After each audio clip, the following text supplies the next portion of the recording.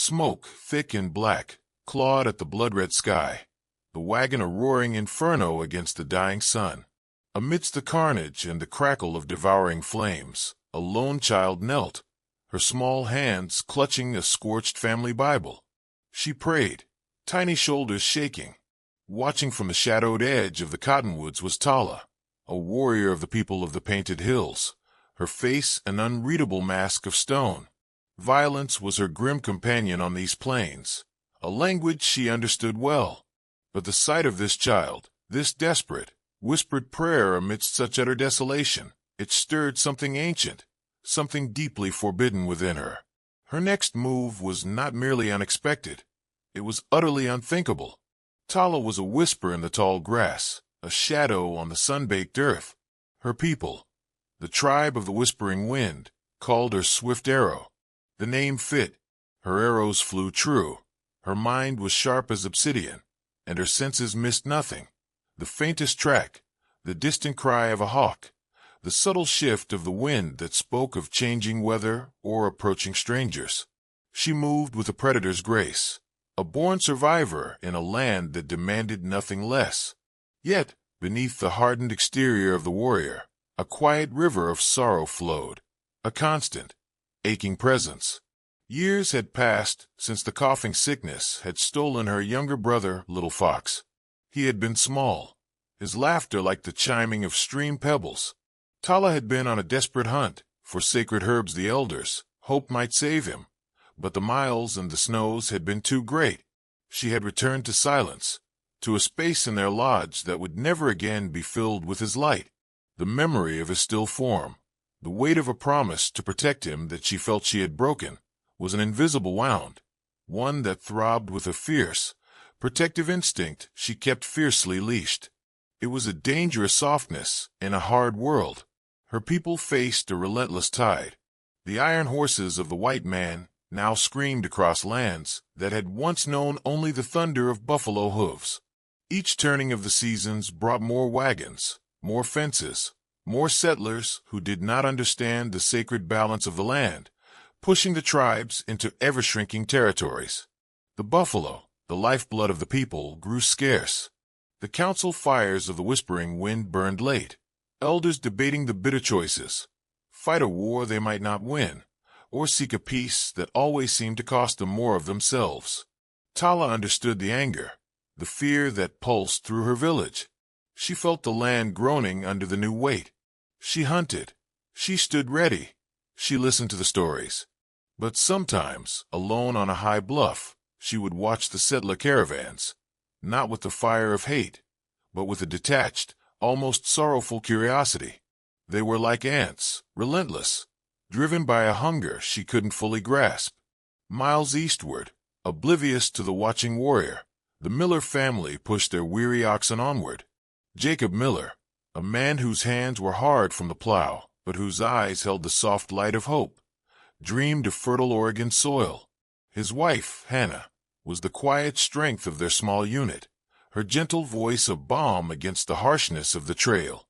She envisioned a small cabin, a garden, a place where their daughter, 6-year-old Lily, could grow safe. Lily, with hair like spun moonlight and eyes the blue of a summer sky, found wonder everywhere.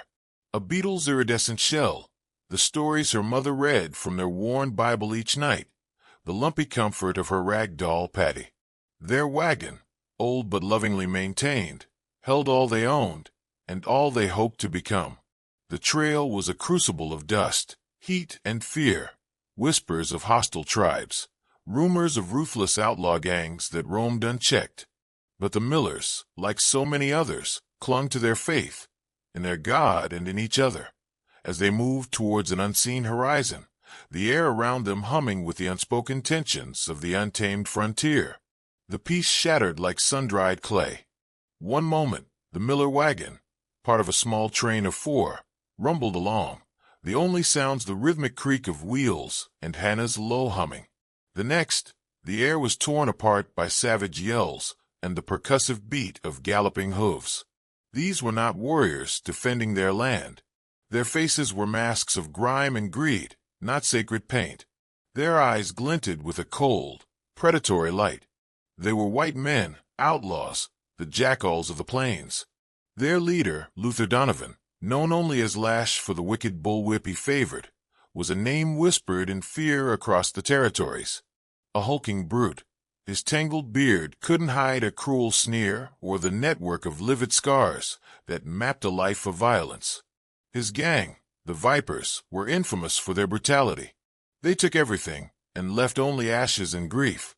They swept down from the low, concealing hills like a desert wind, sudden and merciless. Jacob Miller screamed for Hannah and Lily to get down, his farmer's hands surprisingly steady as he grabbed his old Spencer rifle.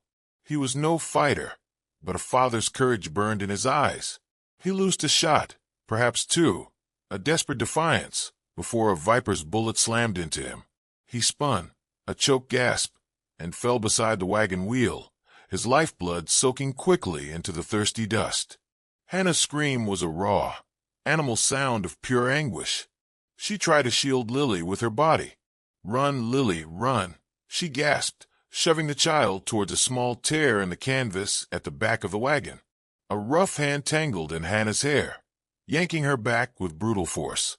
Lily, small and frantic, scrambled through the opening just as Lash Donovan himself thundered up, his whip cracking through the air like a gunshot, a sound that would echo in her nightmares. She didn't see what happened to her mother. She tumbled to the hard earth on the far side of the wagon, the air filled with gunfire, the screams of men, the viper's harsh laughter, and her mother's fading cries, sounds that burned themselves into her young mind.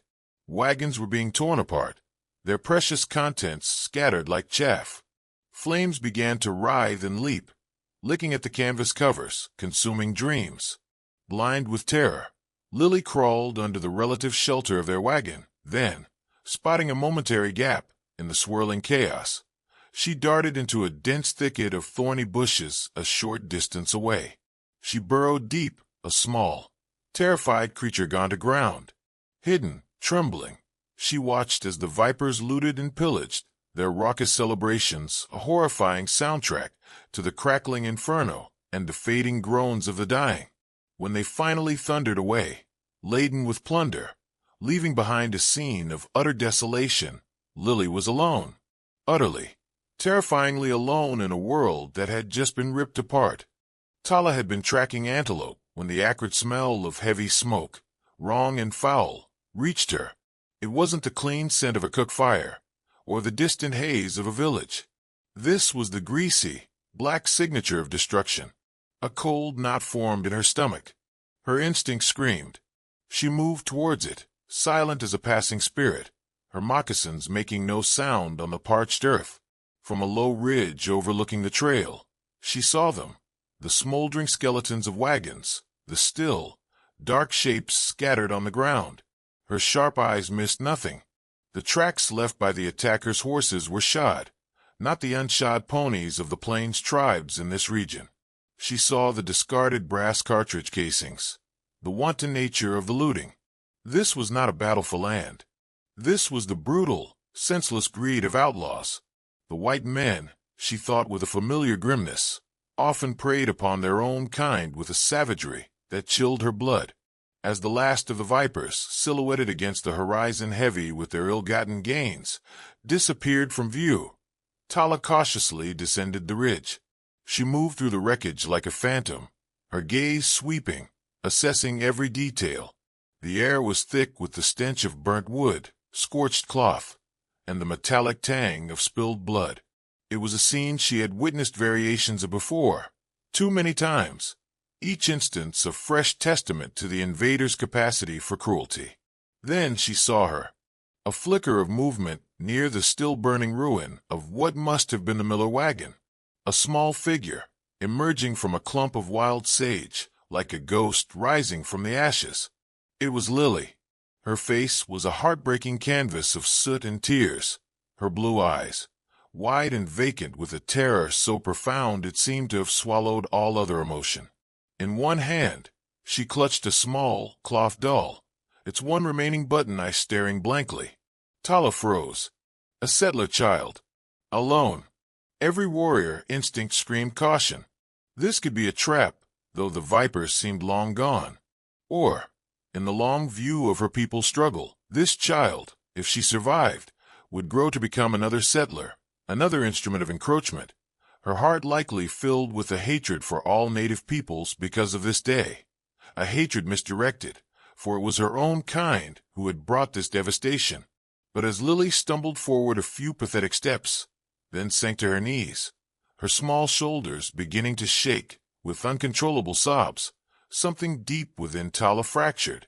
The child's raw, helpless grief, the utter desolation in her tiny form, resonated with that old, unhealed wound, the ghost pain of Little Fox, vulnerable and lost to her forever. Lily looked up, her tear-filled eyes finally focusing on the tall, still figure of the warrior.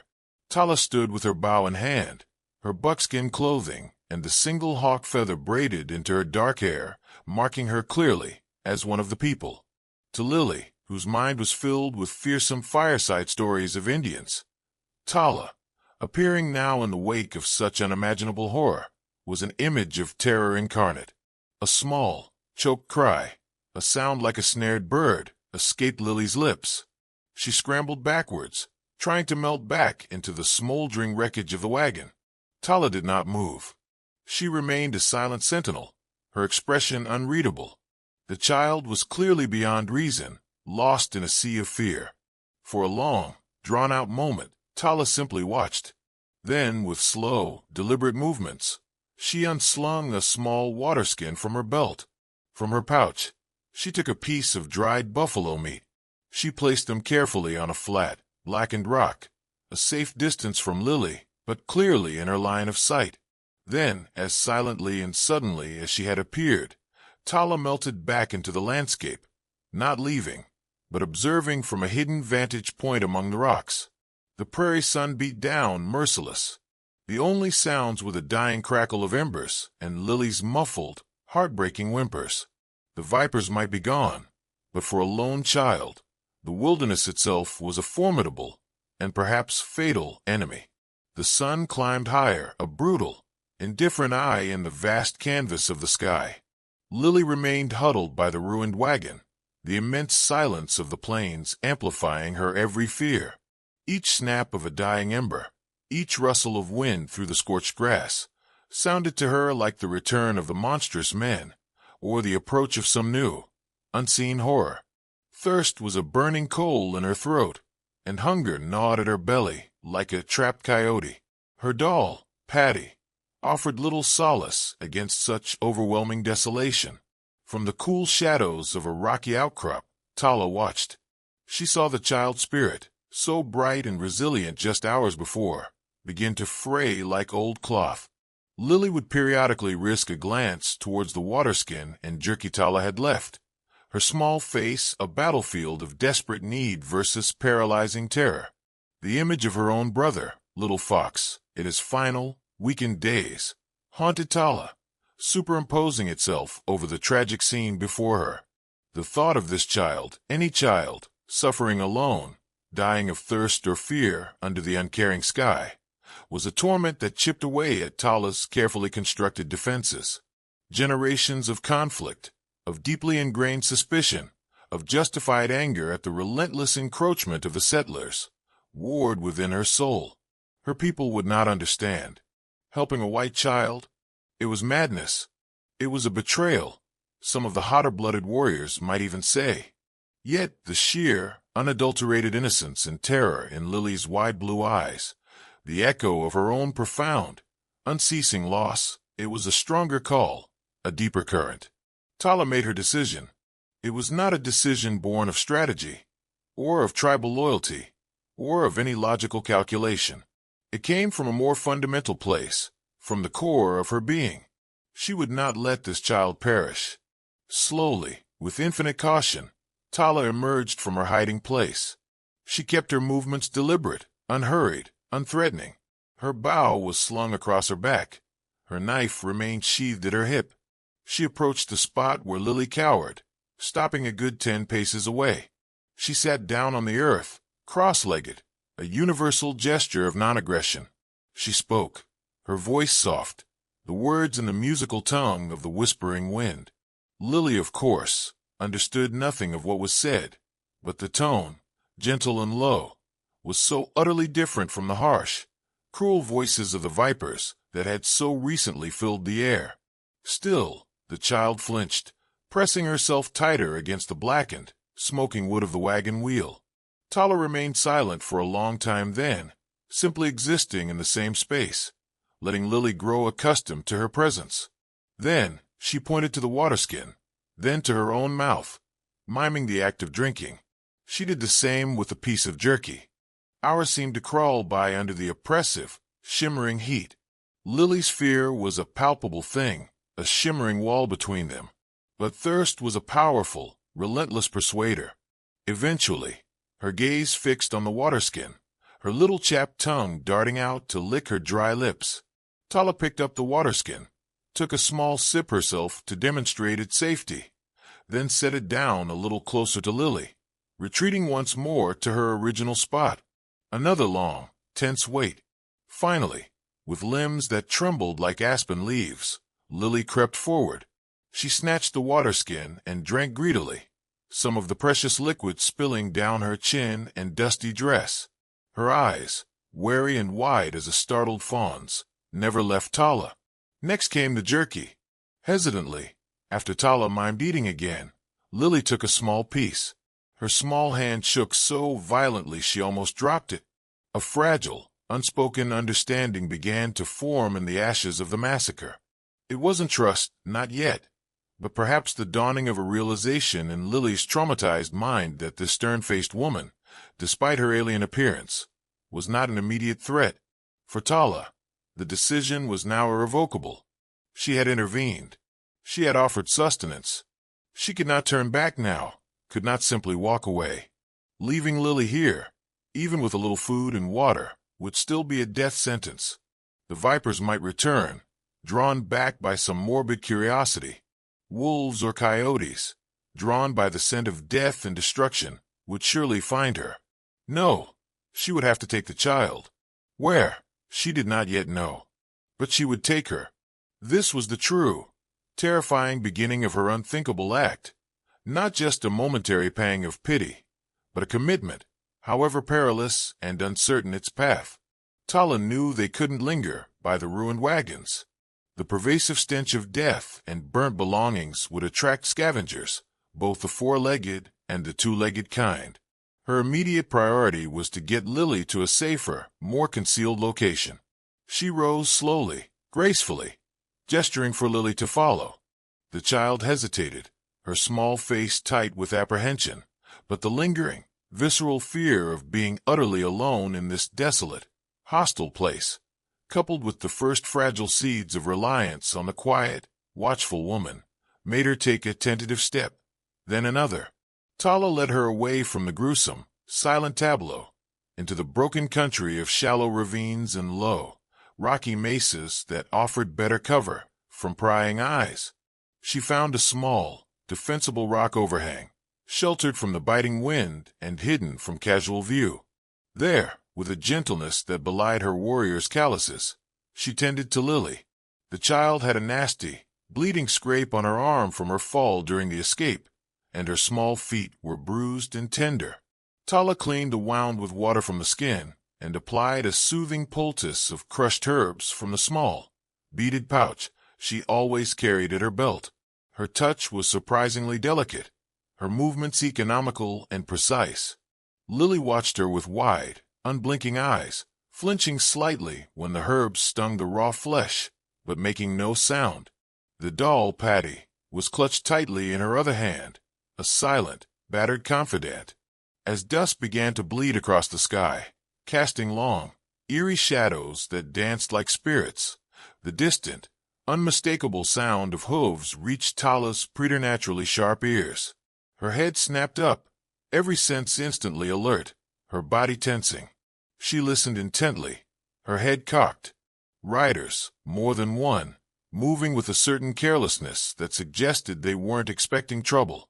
But they were coming closer, far too close. Instantly, Tala's demeanor transformed. The quiet, almost maternal caregiver vanished, replaced in a heartbeat by the swift, decisive warrior. She put a single finger to her lips, her dark eyes conveying an urgent, silent command for absolute silence that Lily, despite her overwhelming fear, understood instinctively. Tala grabbed Lily's small hand, her grip firm but not rough, pulling her deeper under the protective overhang of rock, pressing them both flat against the cool, unyielding stone. A few minutes later, 3 riders from Lash Donovan's gang appeared at the edge of the shallow ravine. They were part of a patrol Donovan had sent back, partly to ensure no inconvenient witnesses had somehow survived the initial, brutal onslaught, and partly because Donovan, a man who prided himself on his grim thoroughness in all matters of villainy, had a nagging, uneasy feeling. He thought he'd heard a child cry out during the chaotic height of the raid, a sound quickly lost in the cacophony of gunfire and screams, but the faint memory of it bothered him. No loose ends. That was Lash Donovan's unshakable motto. The outlaws rode with a lax, sneering arrogance, their eyes lazily scanning the surrounding area. "Nothing here, Jeb," one of them grumbled, his voice coarse. "Just buzzard food. Lash is getting spooked by his own damn shadows." "Heard him say he thought a young'un might have got away," another replied, spitting a thick stream of tobacco juice that stained the dry earth. "Wants to be sure. You know Lash. Never leaves a job half done." One of the riders, a scrawny, weasel-faced man with shifty eyes named Pike, dismounted to relieve himself a short distance from his companions. As he did, his gaze, idly sweeping the ground, fell upon a small, almost imperceptible sign, a tiny shred of blue calico cloth, no bigger than his thumb, caught fast on a thorny bush near where Tala and Lily had briefly rested before moving to the better cover of the overhang. Pike wasn't the brightest of Donovan's men, but he wasn't entirely dull-witted. He stooped and picked it up. "Hey, boys, what's this here?" The other 2 rode closer, their bored expressions shifting to ones of keen interest. "Looks like a piece of a kid's dress," Jeb, the first speaker, said, his eyes narrowing as he began to scan the nearby rocks and scrub with renewed attention. "Maybe Lash ain't so crazy after all." They began to search more earnestly then, spreading out slightly, their voices louder now, coarser, their intentions chillingly clear. Tala knew they were mere moments from being discovered. Hiding, while it had bought them time, might now only delay the inevitable, and perhaps make it worse. Her mind raced, options flickering like fireflies. She could try to slip away, further into the broken land, but with Lily, their chances of a silent, undetected escape were slim to none. These men were killers. They would show the child no mercy, only the same brutality they had shown her parents. Her decision was instant, absolute, born of a fierce, protective surge that eclipsed all other considerations: tribal law, personal safety, the long history of bitterness. This was it, the moment where compassion demanded ultimate courage, where her unthinkable choice would be written not in thought, but in action, possibly in blood. She wouldn't just hide Lily. She would defend her. As Pike, following a hunter's hunch, began to move directly towards their hiding spot, his shadowed form peering intently into the deepening gloom of the overhang, Tala moved. She was a blur of sudden, deadly motion. An arrow was knocked and drawn to her cheek before Pike even registered her presence as anything more than a deeper shadow. The bowstring twanged with a sound like a snapping branch. The arrow hissed through the twilight air, not aimed to kill, but to swiftly incapacitate. It struck Pike squarely in the fleshy part of his thigh. He screamed, a high, piercing sound of agony and surprise, clutching his wounded leg as he stumbled and fell heavily to the ground. "Ambush!" Jeb yelled, his hand instinctively fumbling for the pistol at his hip. Before he could draw and aim, another of Tala's arrows struck his horse hard in the rump. The animal shrieked in pain and terror, reared violently, and bolted in a blind panic, throwing Jeb hard to the unforgiving ground. The 3rd outlaw, momentarily stunned by the suddenness and ferocity of the attack, fired his rifle wildly into the rocks, well above Tala's concealed position. Tala used the ensuing chaos to her advantage. She pushed Lily further back into the deepest recess of the overhang. Then, Grabbing a handful of loose pebbles, she threw them hard against the rock face on the opposite side of the small canyon, creating a sharp, distracting clatter. "Yeah!" she cried out, a sharp, startling war cry that echoed off the stone walls, designed to make her presence seem larger, perhaps more numerous than a single determined woman. The outlaws, now thoroughly unnerved and disoriented, Pike screaming and writhing on the ground, Jeb dazed and struggling to rise, the third man unsure where the unseen attack was truly originating from, hesitated. They were brutes, yes, but like most bullies, they were cowards at heart when faced with a determined, unseen enemy who fought with such silent skill. "It's just one squaw," Jeb roared, finally getting to his feet, but his voice lacked its earlier conviction, tinged now with a note of fear. "Get her." But Tala was already moving, a ghost in the deepening shadows, using her intimate knowledge of the terrain. She loosed another arrow that thudded into the tooled leather saddle of the third outlaw's horse, making the animal shy and dance nervously, further unnerving its rider. This wasn't a pitched battle. It was a masterclass in psychological warfare, distraction, and targeted intimidation. The remaining outlaws had had enough. They weren't paid enough to die fighting ghosts in the fading light of a haunted ravine. The third man, seeing his opportunity, helped the winded Jeb onto his horse, gave the wounded Pike a cursory, unsympathetic glance, and then they wheeled their mounts and galloped away, eager to escape the cursed place and report back to Lash Donovan. Pike was left cursing, bleeding, and alone in the dust. Tala watched them go, her breath coming in steady, controlled gasps. Her heart hammered against her ribs like a trapped bird, but her hands were firm, unwavering. She had done it. She had openly engaged the enemy, not for her tribe, not for land, not for vengeance, but for a small, terrified settler child. The die was irrevocably cast. There was no turning back from this path. She was now Lily's guardian, and by that act, an avowed enemy of Lash Donovan and his murderous vipers. The stakes had just climbed to a perilous, deadly new height, when the sound of the retreating outlaws and their panicked horses finally faded into the vast silence of the plains. Tala turned her attention to the moaning Pike. He was attempting to pull the deeply embedded arrow from his thigh, his face pale and beaded with sweat. Tala approached him, her expression grim, unyielding. She efficiently disarmed him of his pistol and knife. Then, with a swift, practiced movement that spoke of long familiarity with such wounds, she snapped off the feathered shaft of the arrow, leaving the barbed head lodged deep in the muscle. It would be more difficult for him to remove now, and would slow him down considerably should he try to follow. She took his waterskin and the few strips of jerky he carried in his saddlebags. "Tell your leader," she said, her voice low and steady, her English learned sparsely from encounters with traders and the broken promises of treaties, but clear enough now in its deadly intent. "The girl is protected. Come for her again, and you will all pay a much higher price." Pike, through gritted teeth and eyes wide with a mixture of pain and newfound fear of this silent, deadly woman, just nodded dumbly, a broken man. Tala left him there. He was no longer an immediate threat to them, and she had more pressing concerns. She returned to Lily, who was huddled in the darkness of the overhang, trembling violently like a snared rabbit. Tala gently, carefully, pulled the child into her arms. Lily didn't resist this time, instead clinging to her with a surprising, desperate strength. For the first time since the horror began, Lily spoke, her voice a tiny, quavering whisper, barely audible. They hurt Mama and Papa." Tala held her, saying nothing, simply offering the silent, steadfast comfort of her presence, a bulwark against the storm of the child's grief and terror.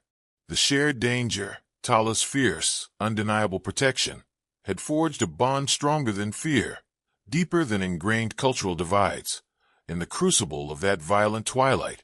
Lash Donovan, back at his temporary, ill-gotten camp a few miles distant, received the news of the ambush on his patrol with a guttural roar of pure fury.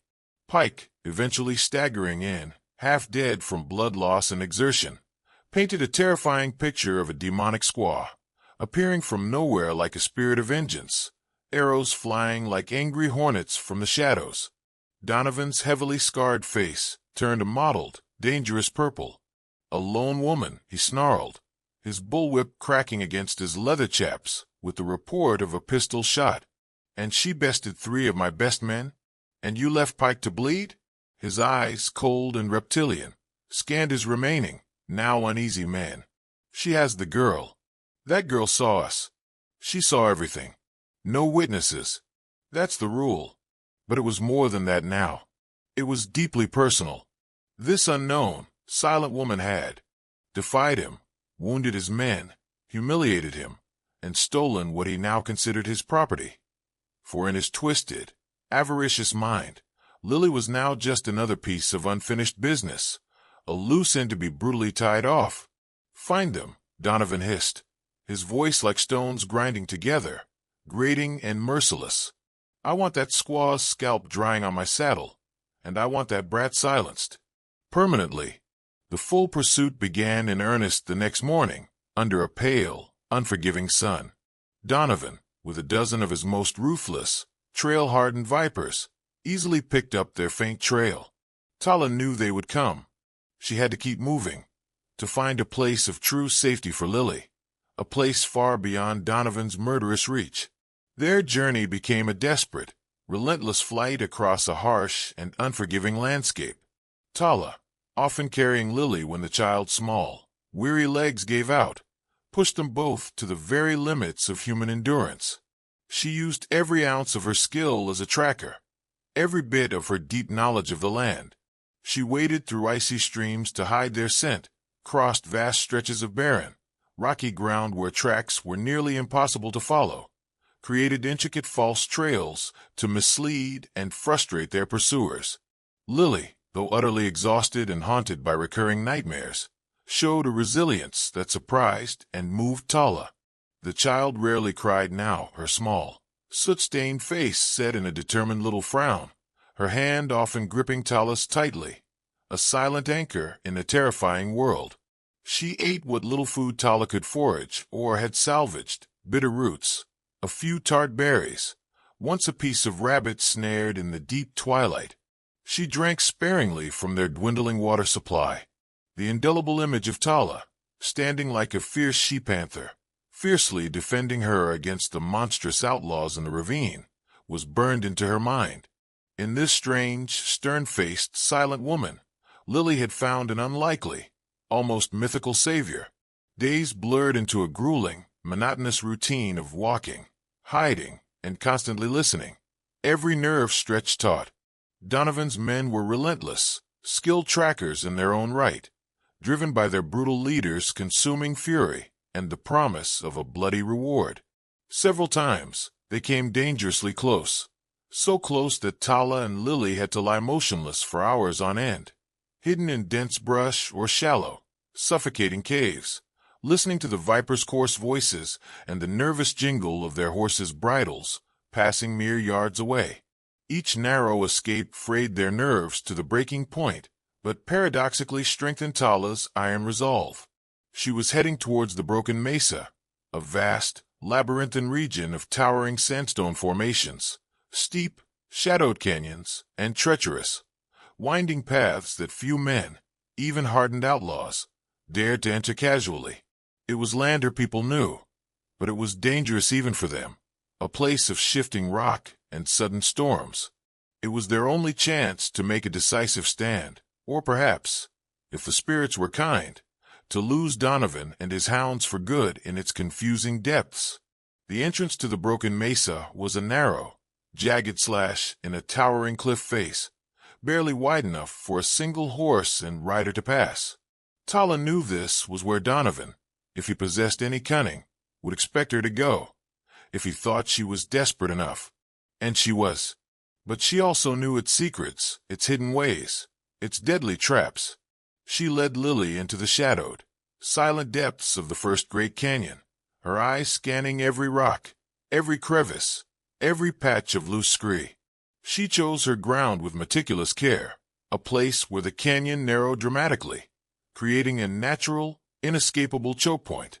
High above, on both sides, loose scree and precariously balanced boulders, some as large as bison, clung to the steep canyon walls, waiting for only the slightest disturbance.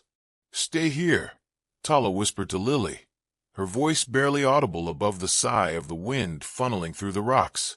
She pointed to a small, deep alcove, cunningly hidden behind a curtain of ancient, gnarled roots that snaked down the rock face. "Do not move from this spot. Do not make a single sound, no matter what you hear." Lily nodded, her blue eyes wide with a mixture of fear and an unwavering trust that squeezed Tala's heart. She crawled into the confined space, clutching Patty, her rag doll, as if for dear life. Tala then climbed, swift and silent as a mountain cat, her moccasined feet finding purchase on holds invisible to an untrained eye, to a narrow ledge directly overlooking the choke point. She had her bow, a full quiver of her best arrows, and her keen hunting knife. She also had the ancient, unforgiving land itself as her most powerful ally. It wasn't long before Donovan and his remaining men arrived at the mouth of the canyon. They were cautious now, after their earlier losses, entering the narrow pass slowly, rifles held ready, their eyes uneasily scanning the towering cliffs above. Donovan was in the lead, his scarred face a mask of grim, murderous determination. "She's in here somewhere," he growled, his voice echoing slightly in the confined space. "Spread out, but keep your eyes peeled. This is her kind of country, damn her." As the first few riders, including Donovan himself, entered the narrowest part of the passage directly below her concealed position, Tala acted. With a mighty, desperate heave, using a stout piece of deadwood as a lever, she dislodged a key supporting rock. There was a grating sound, then a rumble, and then a terrifying cascade of smaller stones, followed by larger boulders, began to tumble and crash down onto the trail. The effect was instantaneous and utterly devastating. Horses screamed in pure terror, their eyes rolling wildly as they reared and bucked. One of Donovan's men was crushed instantly, a sickening sound swallowed by the roar of the rockslide. Another was thrown violently from his saddle, his legs snapping with an audible crack that made even Tala wince. Donovan's own horse stumbled, going to its knees with a panicked shriek, and he was forced to leap clear, surprisingly agile for a man of his bulk, barely avoiding being pinned. Dust and chaos filled the narrow space, choking the air. "Ambush!" someone shrieked, the cry echoing madly off the canyon walls. "It's the squaw. She's trapped us." Before the thick dust even began to settle, Tala's arrows flew, silent messengers of death and disruption. She wasn't aiming to kill every man. She knew she couldn't, not alone. Her targets were strategic. The most aggressive riders, the ones trying to rally the others, the horses to create more confusion and block any escape. An arrow pierced a rider's shoulder, sending him spinning from his saddle with a cry. Another took a horse in the neck, and it collapsed with a terrible sound, further blocking the narrow path. The vipers, trapped in the deadly confines with rocks still skittering down from above and arrows flying from an unseen, unerring enemy, began to panic. Some tried to turn their terrified horses in the tight space, only succeeding in bumping into each other, adding to the pandemonium. Others fired wildly upwards, their bullets ricocheting harmlessly off the impassive stone. Donovan, enraged and bleeding from a gash on his forehead where a rock had grazed him, roared above the din, his voice cracking with fury. "She's up there. Get her. I want her alive, damn you, so I can kill her slow." He drew his own massive pistol and began firing towards the ledge, where he suspected Tala was hidden, the shots deafening in the enclosed space. Tala knew she couldn't stay exposed on the ledge for long. She loosed one more arrow, aimed with deadly precision. It struck Donovan's pistol hand, the heavy handgun clattering onto the rocks below. He howled in pain and fury, clutching his injured hand, his face contorted. This was her chance. While Donovan was momentarily disabled and his men in complete disarray, she scrambled down a hidden, precipitous game trail on the far side of the ledge, circling rapidly around to where she'd left Lily hidden. Donovan, clutching his bleeding, now useless hand, saw her fleeting movement as she disappeared. "There she is," he screamed, his voice hoarse with pain and rage. "After her. Don't let her get away with the girl." A few of his men, the ones who hadn't been injured or whose horses weren't disabled or panicked, spurred their mounts forward, deeper into the treacherous canyon, recklessly ignoring the continuing danger from above, driven by fear of their leader as much as by any hope of catching her. Tala reached Lily just as the first pursuers rounded a bend. "Quickly! We must go now." She pulled Lily from the alcove, and they plunged deeper into the bewildering maze of the broken mesa, the sounds of pursuit echoing behind them. The chase was now on foot for some, mounted for others who dared risk the narrow, uneven paths. But Donovan, his hand throbbing, his pride shredded to ribbons, was consumed by a singular, murderous obsession. He stumbled after them on foot, his whip trailing uselessly behind him, his good hand now gripping a long, wicked-looking hunting knife. Tala led them through a series of twisting, narrow passages, doubling back on their trail, using every trick she knew to confuse and delay their pursuers. But Donovan, driven by a potent cocktail of pure hatred and agonizing pain, and two of his most persistent, brutal men, somehow managed to keep on their trail, like bloodhounds scenting their prey. Finally, in a small, circular clearing, almost a natural amphitheater carved by wind and time, Tala knew she could run no further with the exhausted Lily. She pushed Lily gently but firmly behind a large, weathered boulder. "Stay down," she commanded, her voice low but firm. She turned to face her pursuers as Donovan and his two remaining thugs burst into the clearing. They were all on foot now, their horses abandoned further back in the tighter, impassable passages. "Nowhere left to run, squaw," Donovan panted, his face a horrifying mask of rage, pain, and exertion. His injured hand was crudely wrapped in a dirty strip of cloth, already soaked through with dark blood. "Give me the girl. Maybe, just maybe, I'll let you die quick." Tala said nothing. Her bow was spent, her quiver empty. Only her keen hunting knife remained. She drew it, its polished blade gleaming faintly in the dim, ethereal light filtering down from the sliver of sky visible far above. The two thugs advanced, leering, their own knives out. Tala met them. She was a whirlwind of controlled, deadly fury. Her movements were economical, precise, lethal. She sidestepped a clumsy, telegraphed lunge from the first man, her knife darting out like a serpent's tongue, finding a fatal gap in his defense. He gasped a wet, choking sound, clutching his side as bright blood welled between his fingers, and stumbled back, collapsing against the canyon wall. The second man hesitated for a fatal instant, his eyes wide with sudden fear, seeing his companion fall so easily. Tala didn't give him time to think, to recover. She pressed her attack, her knife a blur of deadly motion. He tried to parry with his own blade, but he was no match for her desperate skill and lightning speed.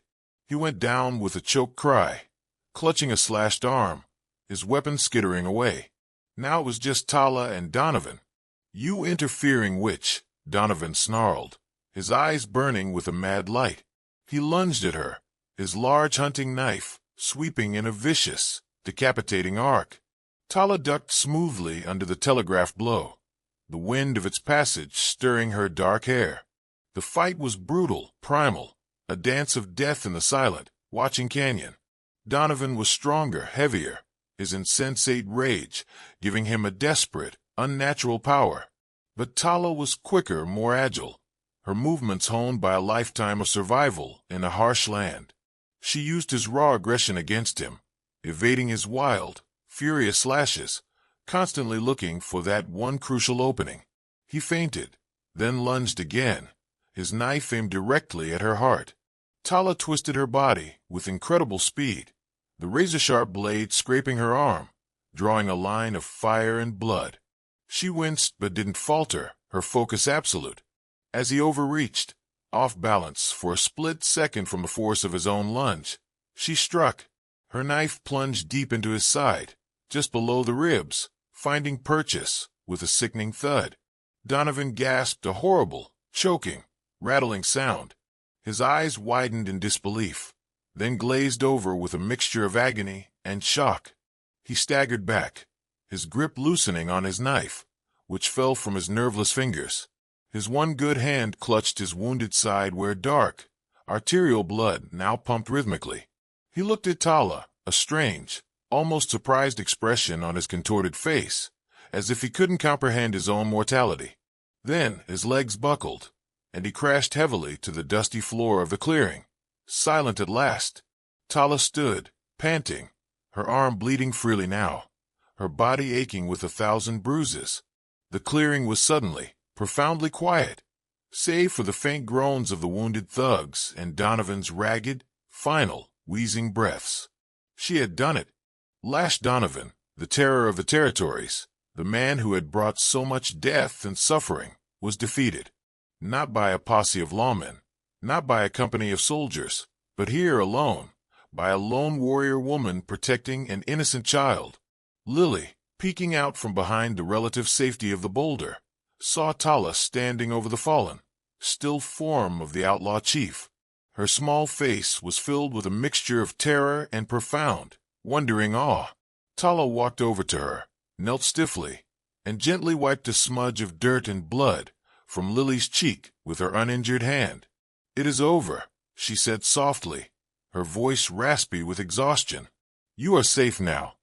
Lily just stared for a moment, then, with a small, broken cry, she threw her arms around Tala's neck, burying her face in the warrior's buckskin shoulder, her small body shaking with the storm of released emotion, relief, grief, and a dawning understanding of what this woman had risked for her. Tala held her close.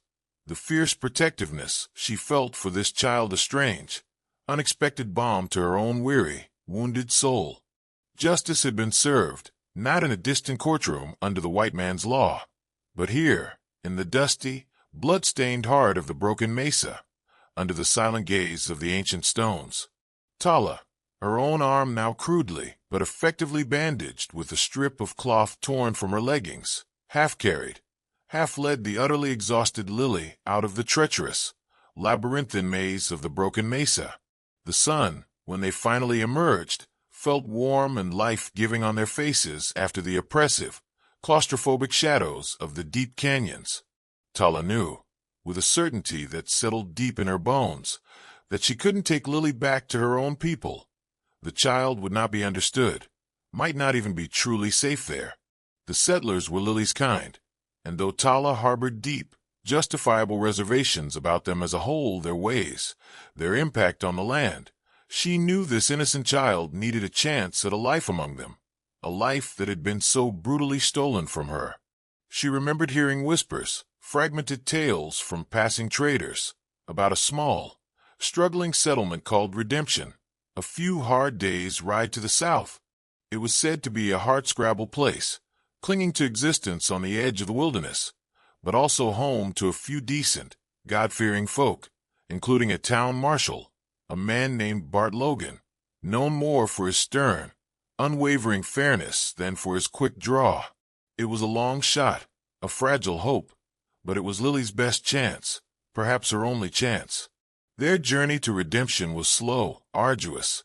Tala hunted small game, a rabbit here, a prairie chicken there, found hidden seeps of fresh water, and cared for Lily with a quiet, unwavering devotion. The child's initial, overwhelming terror had gradually given way to a quiet, profound, and unwavering trust in her protector. Lily chattered sometimes, in a small, tired voice, about her doll Patty, about her mother's beautiful flower garden back east, about the songs her father used to sing, fragments of a life shattered beyond repair.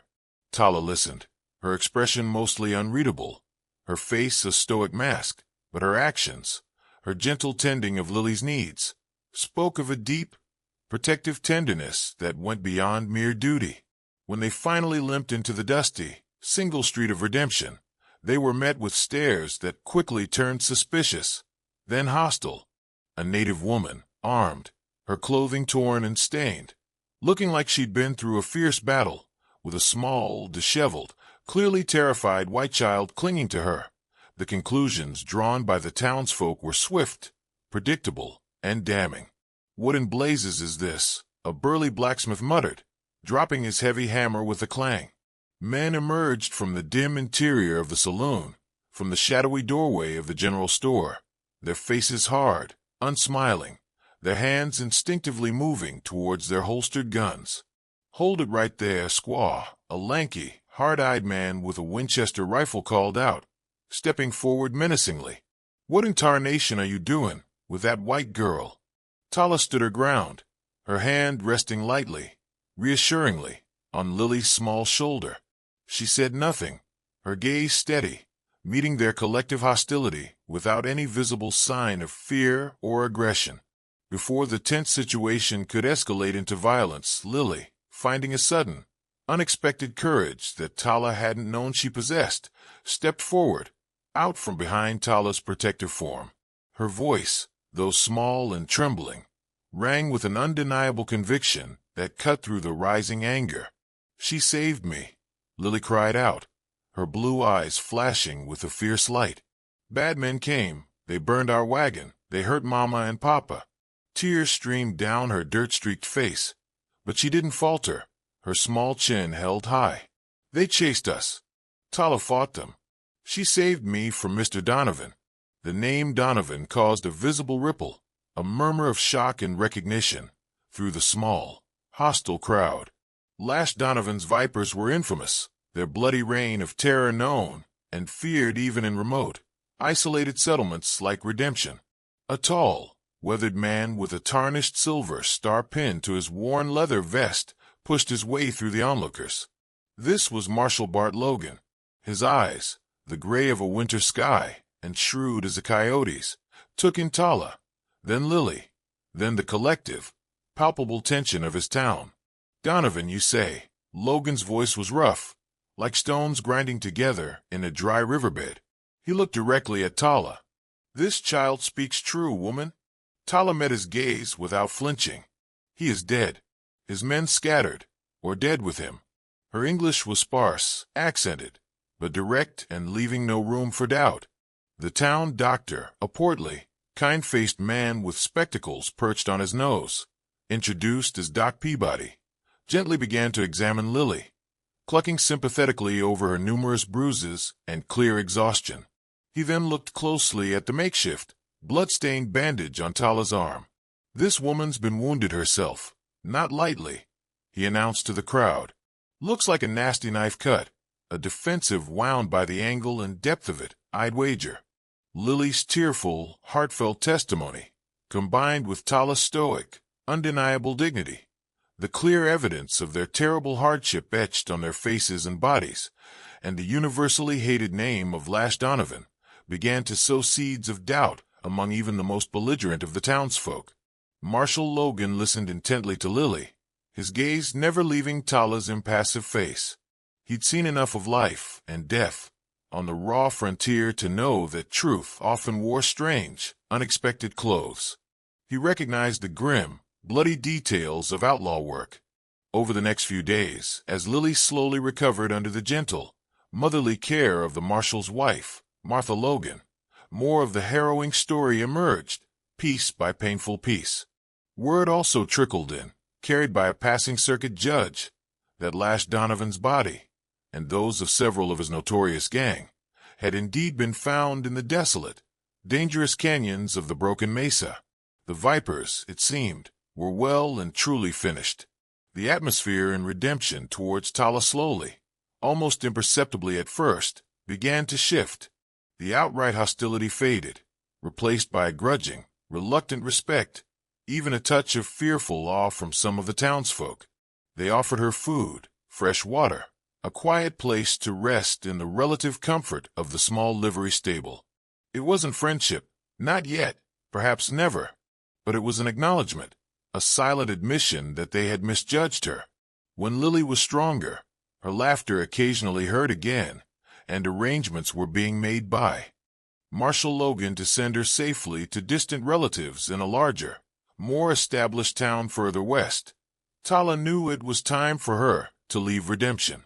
Martha Logan had sewn Lily a new, simple dress of bright calico, and Doc Peabody, with a twinkle in his eye, had skillfully given Patty the doll a new, perfectly matched button-eye.